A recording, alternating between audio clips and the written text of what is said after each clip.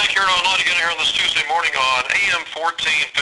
Our first guest of the hour is Chris Graham of the Augusta Free Press and Virginia Sports Online, here to talk Virginia sports. Chris, let's get right to it. College football. Big games over the weekend. Big game Monday night for Virginia Tech. How surprised were you, I guess, that Virginia Tech had to go to overtime last night to hold off Georgia Tech? Well, given what we were led to believe going into the game, it seemed like Virginia Tech was a big favorite going in, but we've known that this game between the two Techs has been the effective ACC Coastal Division Championship game the past 7 years, and no surprise last night in that context that this one was as close as it was. In fact, Virginia Tech fans probably feel pretty lucky this morning that their team, gets the win, and if history holds true, they're on their way to the ACC title game after week one. The winner of this matchup, the first 7 years of divisional play in the ACC, has gone on to go to the ACC title game representing the Coastal Division, and what a great game it was. Georgia Tech surprising in a lot of respects. Not as much that, obviously we know what they do offensively. They run the ball, they run it a lot. But defensively, defensive coordinator Al Grove, former head coach at Virginia, put together a great game plan and slowed down the Hokies most of the game. And Georgia Tech had to lead very late. In fact, that last they scored a touchdown with 44 seconds to go to take a lead. It looked like the game was over, but Logan Thomas drives the Hokies down the field with just those 44 seconds to go, gets them in field goal range. Cody Jernell, who had missed a relatively easy field goal earlier in the game, makes up for that with a 42-yard field goal, tying his career high to send the game to overtime, and then the Hokies win in overtime. Am I surprised that the game was that close? Probably not. I think we should be more surprised that the odds makers had this one with the Hokies. I think it was a 7.5-point favorite going in. I think these two teams really came out and participated in the slugfest that we kind of expected. Hey, Chris, how about UVA's win over Richmond? Up next for the Cavaliers, we've got Penn State. Virginia did what it needed to do in its opener. Richmond is not going to be a good CAA team this year. Just like last year, the Spiders fell off after a run of several seasons of competing for CAA and national championship berths. This Richmond team will be a middle-of-the-pack CAA team, and Virginia handled them pretty easily. They came out of the game with no significant injuries. They got both quarterbacks some time. Michael Rocco put up just short of career-high numbers, 311 yards passing, and then Virginia was able to work in Phillip Sims, who a lot of people think is the quarterback of the future, and the future maybe this year. Sims led the Cavs on a long scoring drive in the fourth quarter, looked pretty good in doing so. So offensively, Virginia got what it wanted, over 500 yards of offense. Defensively, even though they gave up 19 points, they held the Spiders under 300 yards total offense. Again, they came out without any injuries, and going in now this week, a game with a Penn State program that came off that emotional game, the first game coming back after all the terrible news of the past year there around that program with Joe Paterno, Jerry Sandusky, the crimes committed by Sandusky, the upheaval on campus there. They then go out and lose to Ohio 24-14. That's my alma mater, so biggest win probably in Bobcat football history. Yeah, and Frank Solich has a good team there. I think they won. They were in double figures in wins last year, and they come out and go to Happy Valley and win that opener against pretty big odds there in a sense with all the emotion surrounding that game. Now Penn State has to go on the road for the first time, and the first road game that Penn State plays in this era, this new era, the Bill O'Brien era, will be in Charlottesville. So expect a big crowd in Charlottesville on Saturday, noon kickoff, and interesting game, interesting matchup to see where these two teams both come from. Virginia not tested against Richmond. Penn State now has to come back from a loss to a tough team in Ohio and see what they can do on the road. Getting back to Virginia Tech real quick, we'll find out, I guess, when all the polls come in, how much the win over Georgia Tech either helped them, I guess, boosting them in the polls, or because of the closeness of the victory, whether they don't take a giant leap forward. And, of course, that was something we talked about a few weeks ago with you. They weren't rated that high to begin with in the polls. So if you don't really have a tough non-conference schedule, I believe they've got Austin Peay, I think, coming up this week. So, and unless there's going to be a lot of ACC teams emerging as top 25 teams, it's going to be tough for the Hokies to go undefeated, win the ACC championship, and they're going to need a lot of help if they have any any aspirations whatsoever about getting to the BCS championship game way down the road. Well, yeah, and it's early, but the ACC, NC State was supposed to be good. Now, NC State was not ranked in the top 25, but a lot of people had NC State just on the outside of the top 25 going into the season, and they went and laid an egg down in the Georgia Dome in one of the Chick-fil-A kickoff openers against Tennessee, a Tennessee team that not a lot of people expect a lot out of this year. Miami struggled with Boston College, and probably the worst had to be, Maryland really is struggling. Maryland's struggling, beating a William & Mary team. William & Mary 3 years ago beat a Virginia team, so William & Mary has had some success in recent years in games against 1A teams, but for Maryland to win... Wake Forest had to rally to beat Liberty. That's right. Both those games there. I mean, Liberty's a good opponent. We know that, and we know that William & Mary is going to be a potential 1AA playoff team, and as will Liberty. But that said, when your ACC team's playing at home in week 1, you're not supposed to lay the egg there, and I think of the two, Maryland is the one that maybe comes out looking worse just because they scored 7 points. It was a 7-6 win over William & Mary. I mean, maybe give their defense credit for holding, usually potent William & Mary offense to 2 field goals. But, wow, 7-6 win at home in your opener with Randy Edsall already under fire for taking the program from 9 wins 2 years ago. His first year last year, they go to 2 wins, and they barely beat Maryland. This could already be a make it or break it time for Maryland. And getting back then to the bigger question about Virginia Tech. They have a schedule issue with as you mentioned Austin Peay this weekend, and will the ACC provide a schedule that can lead a team like Virginia Tech or Florida State on the other side of the ACC to be able to win enough games to maybe insert themselves in the national championship mix. Now, one advantage both those teams have, Florida State and Virginia Tech, if they can win out and play, I think their game is in October, maybe it's 1st of November, but they play a game in Lane Stadium. I think it's actually the first Thursday of November. They play a game in Lane Stadium for I guess momentum in the regular season, because those two teams could meet once again in the ACC title game. But that game in Lane Stadium, Florida State, Virginia Tech, could have some huge implications if these two teams have won out to that point. And if you look at the schedule, I think that there's a distinct possibility that both teams could be undefeated going into that game. If you have an undefeated Virginia Tech and undefeated Florida State, they're both going to be top 5, top 6, top 7 teams in the country when they play that game. The winner of that game will get a big boost. So actually, as long as these teams hold serve, so to speak, I think that game could be very interesting and could serve as a springboard for the winner of that game heading down the stretch. So I wouldn't give up hope yet. I think it's early in the season, and Florida State's a top 10 team right now.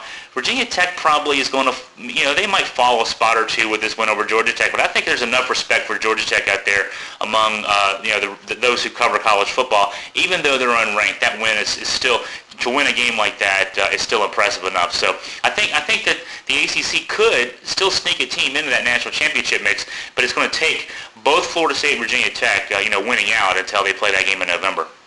Hey, really quick, Chris, VMI, JMU, easy win for the opener against St. Francis, and VMI tough loss down the stretch in the fourth quarter against Delaware State. Yeah, you'd like, if you're VMI, you're Sparky Wood, you'd like to get that win in the opener, maybe to set the tone for the season in the right direction. For JMU, we don't really know what that was with St. Francis. Kind of like Virginia's win over Richmond. Nobody got hurt. They put their numbers up. They played good defense.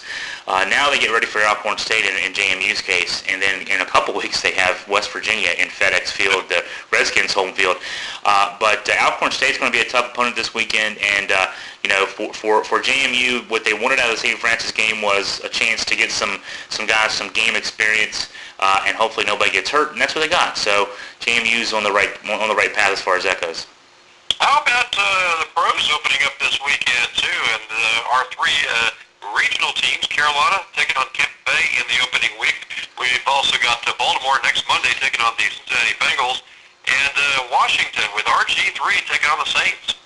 Yeah, that should be interesting, because obviously the Saints situation with all the suspensions related to the Bounty Gate will be a team that a lot, the other side of the NFL will be watching what the Saints do, of course, with Coach Sean Payton gone and several members of his coaching staff, several players who were alleged to have participated in that bounty scheme that went on for a couple of years. it'll be a different feel for the Saints. And obviously that's been a team that's been high powered offensively for several years. And Sean Payton as the play caller, he's the head coach and the offensive play caller. It'll be interesting to see how that team responds. And also just operates without their nerve center, so to speak, being there. And then on the other side of the ball of that game, the Redskins obviously bring a pretty stout defense to that game. And then RG3's debut. How will the Redskins fare against a team that, at least on paper, the Saints still have a lot of what they had back from last year, a 13-3 team. They won a Super Bowl a couple years ago. This is still a team that expects to be in the Super Bowl mix this year, even with all the disharmony around the program there. And so the Redskins have a tough first test. Baltimore and Cincinnati, obviously a couple teams that a lot of people think will be in the playoff mix. And then Carolina, Tampa Bay. Tampa Bay with a new coach, Greg Schiano, the former Rutgers coach, longtime Rutgers coach, now jumping to the NFL.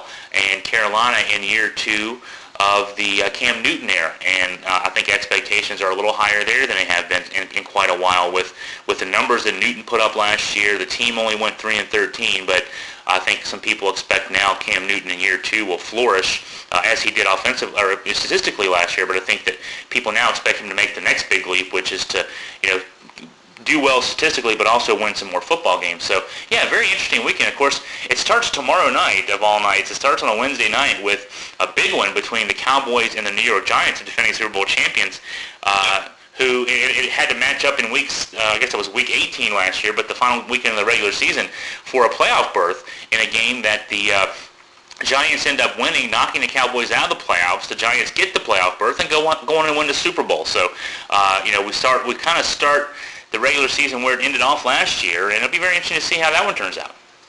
High school football, we've also got both of our teams.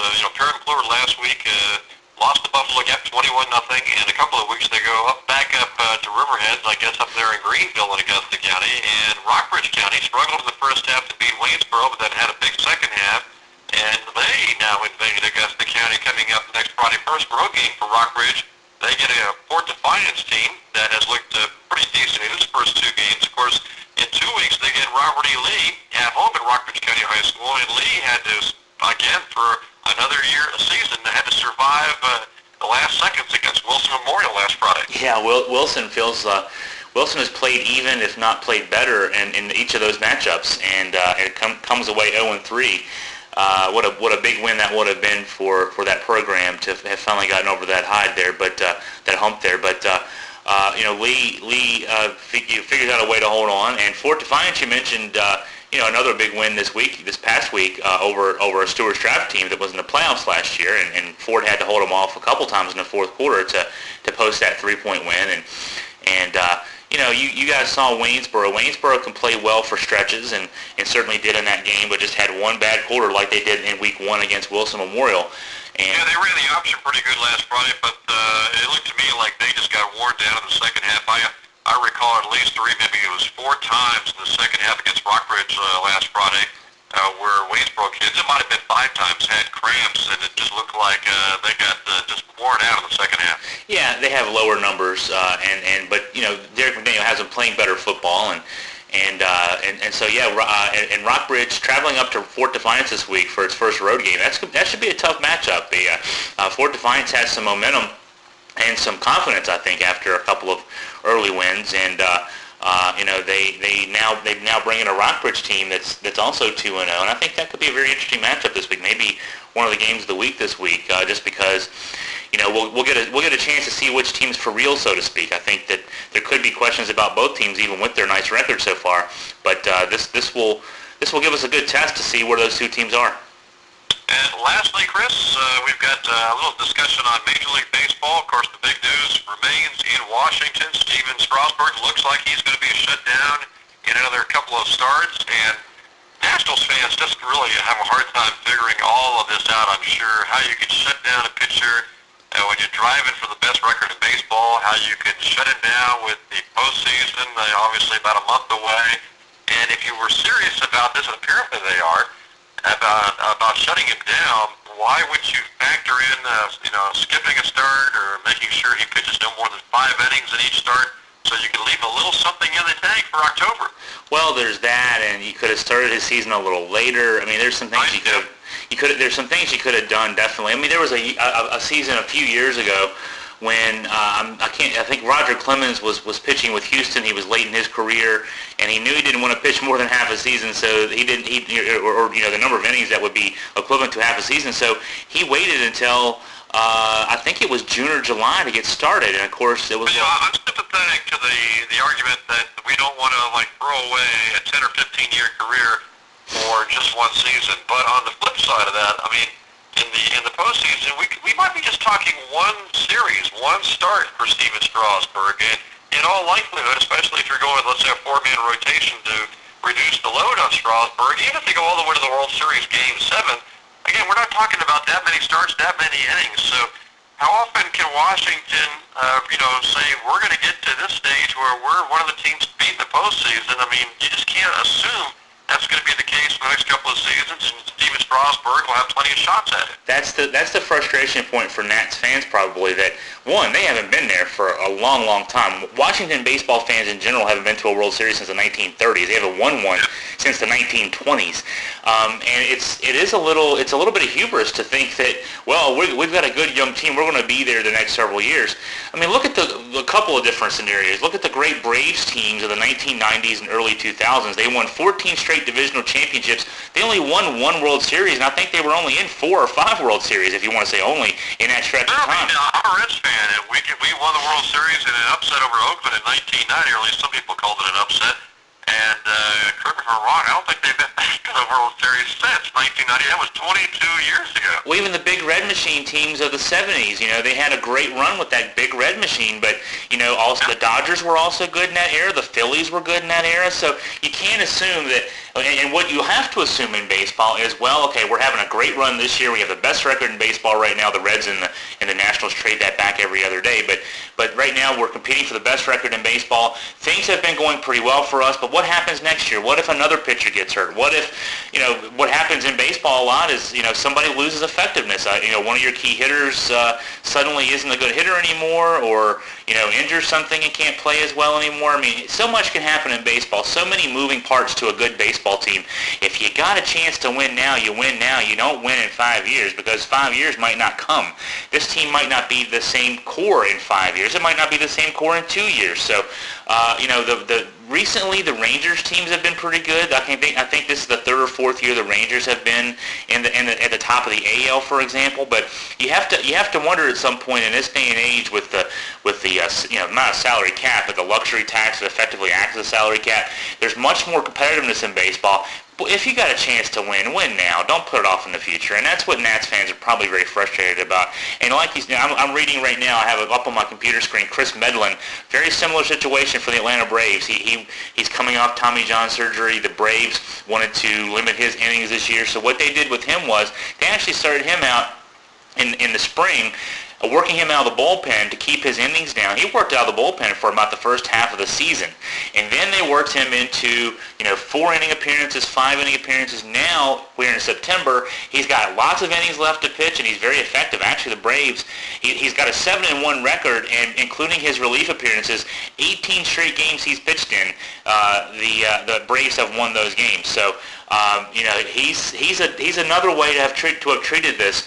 Right now the Nats are saying they're going to shut down Strasburg after September 12th. As you mentioned, okay, so let's just assume if they didn't shut him down the 12th, he'd probably have 3 more starts in the regular season. He may have 1, maybe 2 starts in the first round, the first round best-of-5 series. He may have 2 starts in the NLCS if you get that far, and he may have 2 starts in the World Series. So or you could just limit him to 1 start in each of those series. Even that would be better than nothing. It'd be better than nothing, even if you limited him to 4 innings in one of those appearances as a starter, or every one of those appearances as a starter. It's a little frustrating to fans who've been following this team all year long. Now all of a sudden, they're being sold a bill of goods. There's going to be a replacement. They're throwing the different names out there, but it's not going to be Steven Strasburg as the ace of the staff, leading the National League in strikeouts, despite the fact that he's been on pitch counts and inning counts all season long. Can you imagine that the last time you mentioned Washington won a World Series, I think it was 1924 against the Pittsburgh Pirates. Can you imagine? Back then, team owner going, hey, Walter Johnson, you pitched 290 innings this season. Sorry, you can't pitch in the World Series. Well, it's also we don't know that shutting him down after September 12th is going to make his career that much longer. There's no science to this at all. It's just a guess on their part. What you like seeing, and it's a little frustrating seeing, is that Strasburg wants to keep pitching. When you see him interviewed saw him interviewed after the game on Sunday, talking through his clenched teeth about how he wants to be there to the very end. And so it's not his decision. It's not his agent's decision. It's not his family's decision. It's the decision of the general manager who has said we're going to go this route. Even Davey Johnson. Yeah, usually you hear about ball players, a little nick, a little twinge, and they're out of the lineup, and the ownership would love to see these guys be gamers and play. And you don't hear about the other way where a guy wants to play, but team ownership won't let him play. In a playoff race, a team that has a legitimate shot to win the World Series, and they're willingly going to shut down their starter. I mean, if we look back on this in 10 years, and Steven Strasburg in 10 years is the next coming of Roger Clemens, Greg Maddux combined, Sandy Koufax, all the rest of them, and the Nats have won a couple World Series, then we'll say great move. If we get 10 years from now and Strasburg still breaks down, or perhaps maybe next season we look back at this season and they get into the divisional series and their starting pitchers just get rocked, or at least a couple of them do, and they end up either getting swept or maybe losing 4-3. That people are going, oh, come on, Strasburg would have made the difference. I know there's going to be questions for years and years to come, and I don't think anybody would question if they threw him out there and kept him pitching. He's not at any kind of an inning. He's at 156 in the third innings right now. So 2 more starts. He's been averaging about 6 innings per. Even if he goes 7, he's going to be around 170 innings. If he threw all the games I said he could throw, and that's assuming, like you suggest, he could just pitch 1 start in each of the playoff series. But if he pitched, you could juggle this. I mean, you could maybe save him for starts for games 3 or 4. See how the series is developing. See if you really need him. If you win the first 2 games, you skip him and start 3. Maybe you have him pitch a couple innings in middle relief and essentially miss a start.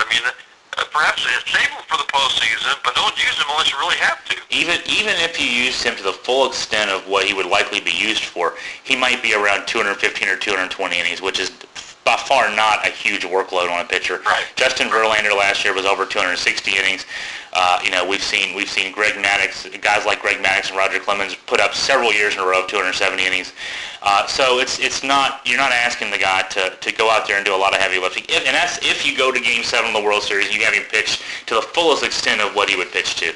At this point, it'd be very surprising to see the Nats get past the first round because they're not going to be playing with their full team. Among the reasons they have one of the best records in baseball is because they have Steven Strasburg out there every 5th day as a dominant pitcher with a 16-6 record. But then there's several no decisions that the Nats have been very competitive in those games as well. So it's hard to foresee that the Nats can get past even the first round without Strasburg being in the mix, and that's unfortunate. They're probably giving away an opportunity to potentially win a World Series this year. They're trading that for some unknown future likelihood of getting back to this stage again. And in baseball, you just can't assume that. Baseball, again, there's so many moving parts to make a successful baseball team that can win a World Series. And so few of these opportunities to get there, you got to take it when you can take it. And the fact that they're not is very frustrating to a lot of fans.